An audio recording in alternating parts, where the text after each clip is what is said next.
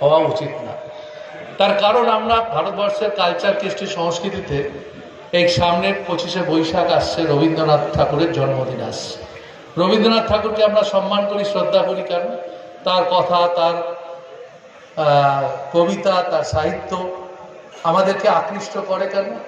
তার কারণ রবীন্দ্রনাথ ঠাকুর তিনি সবসময় তিনি সম্প্রতির কথা তিনি বলে গেছে। তার কথা, গান, এমনকি কাজী নজরুল ইসলাম, তিনিও একজন মুসলিম কমিউনিটির মানুষ, কিন্তু তিনিও সবসময় তিনি কি বলে গেছেন?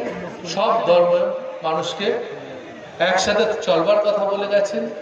সকলের জন্য তিনি তার নজরুল গীতি আজকে আমরা সবাই সেটাকে খুব বিভিন্ন স্কুলে, বিভিন্ন পাড়ায়, বিভিন্ন অনুষ্ঠানে আমরা সেগুলো সমাদর করি। এইটাই হচ্ছে কাজ। আমাদের মনীষীরা যাদেরকে সম্মান করি, সে নজরুল ইসলাম হোক, রবীন্দ্রনাথ ঠাকুর হোক। আপনারা জানেন রবীন্দ্রনাথ ঠাকুরের একটা বড় ভূমিকা এই যে রাখি বন্ধন উৎসব আমরা করি।